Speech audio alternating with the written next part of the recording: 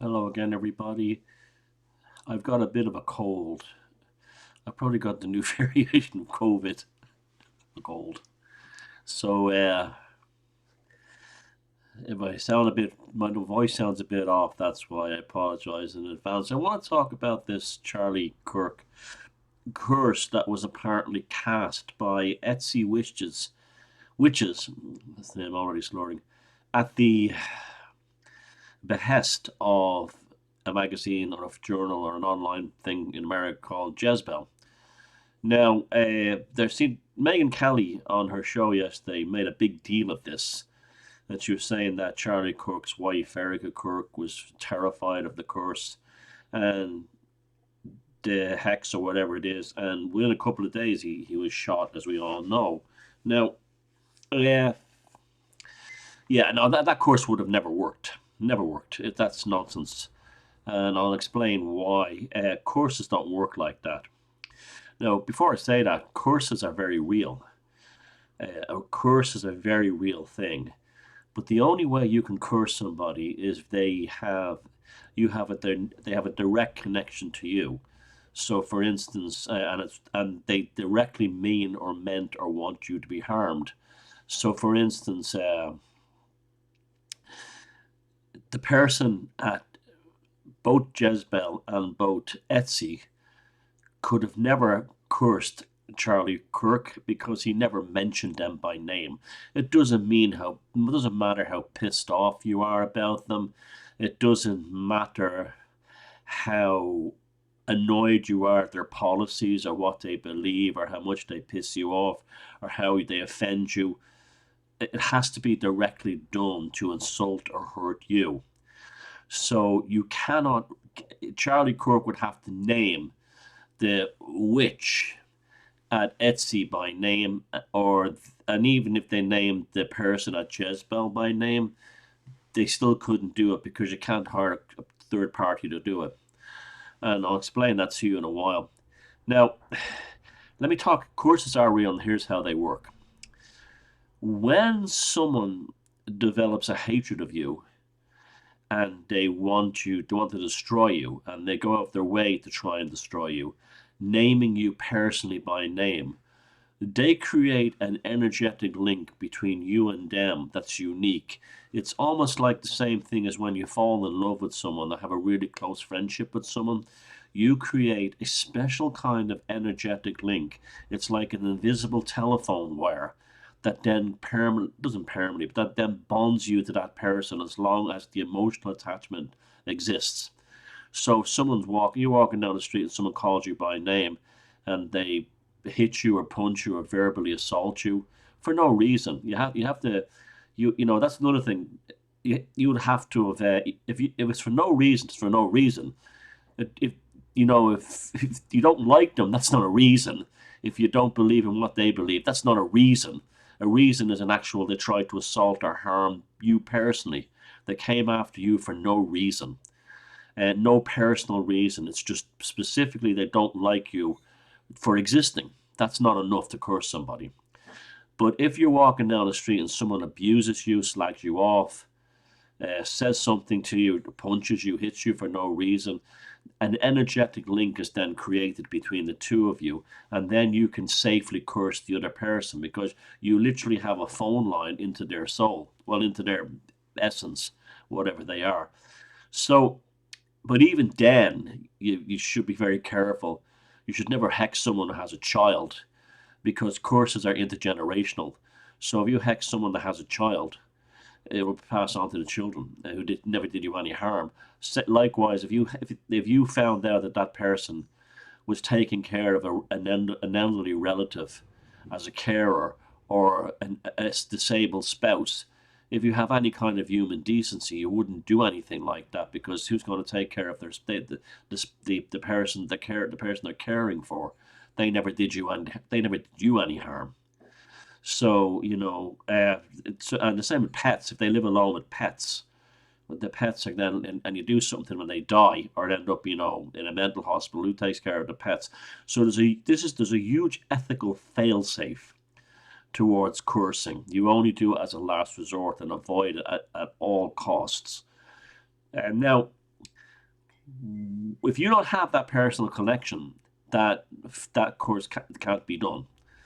Now, we have to talk a little bit about the development of magic and all this. It's like magic has changed over the years. Say in the time, and there's always sort of like a development where it jumps from one thing to the next. So, in say like, well, I won't go right back real far, but with like the sort of esoteric schools and stuff, we start with the Golden Dawn. The Golden Dawn, the breakaway one from that, the bridge from that to Thelema was Aleister Crowley, and you had the Thelema / OTO, which was nothing else, but they're kind of bonded together. The link between that and chaos magic was Austin Osman Spare, and then from chaos magic to today, well, chaos magic, we live in an age of kind of like modern analog folk magic. And I've made videos on that, how you can take kind of sort of like kitchen magic or farmhouse magic into the modern age by using things like microwaves and stuff like that. But we're living in a kind of a free form magical age where we have so much power and technology at our hands that there's lots of ways to do magic. Likewise, curses have not changed. No, courses are still the same. You still have to go through the protocols that existed way back in ancient Greece and Rome. It's only if they did you personal harm and that you can do it, and it can be effective. Now, you hear a lot of nonsense in kind of like Wiccan circles that it comes back threefold to you as a person. It doesn't. It comes back a millionfold. It comes back in the most appalling ways. And it usually is, if you hex someone who has done you no harm, your life will fall apart. Cancer is very common. No, no, you can't get this through to these dumb Wiccan witchy poos. They had to have set out to deliberately hurt or destroy you. Having an political opinion and having no idea that you exist is not good enough. So there's a fail-safe mechanism involved. In fact, Crowley and Gardner created Wicca with all kinds of fail-safe mechanisms to destroy all these witchy poos who were going to be cursing everyone. Now, what happens if you have a situation where you have people constantly cursing each other with curses that they just don't like somebody, or this kind of thing? Chaos ensues and societies fall apart.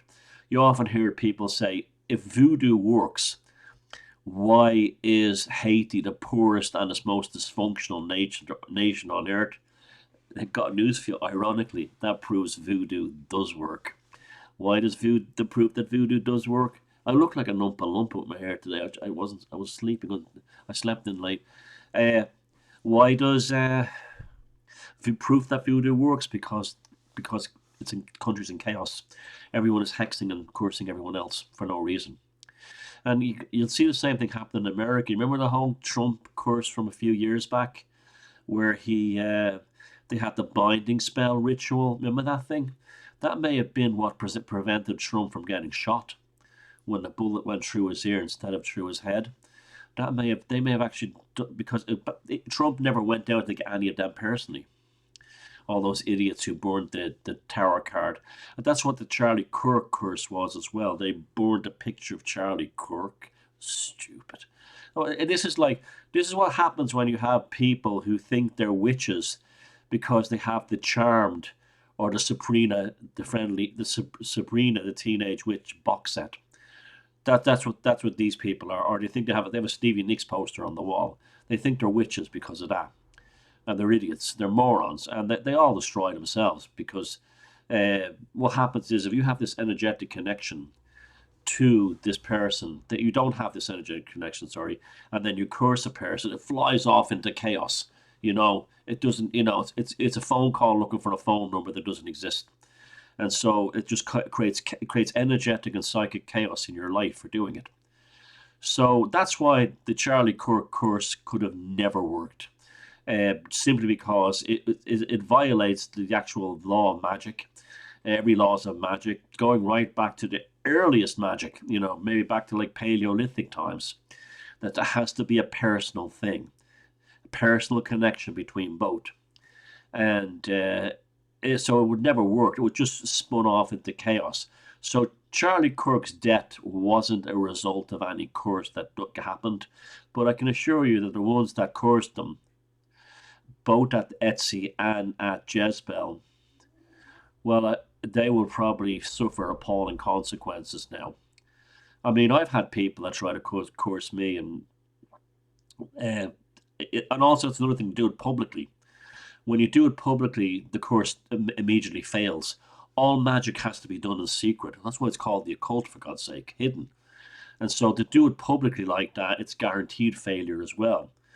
But it's generally, when someone has cursed me in the past for no reason, which isn't every reason, uh, you know, having hurty feelings that I didn't want anything to do with you anymore, uh, doesn't mean I attacked you. I didn't try to affect your lifestyle. I shouldn't try to, do anything. I just wanted you out of my life, and they destroy themselves. I've seen it happens over and over again. Mental illness, cancers. It happens over and over again.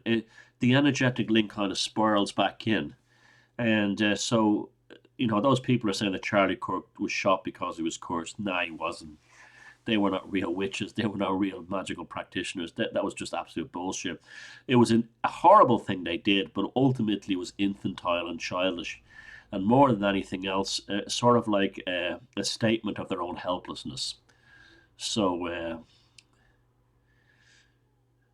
I'll make some more videos on how to protect from curses, but I'll just put this one out there for now.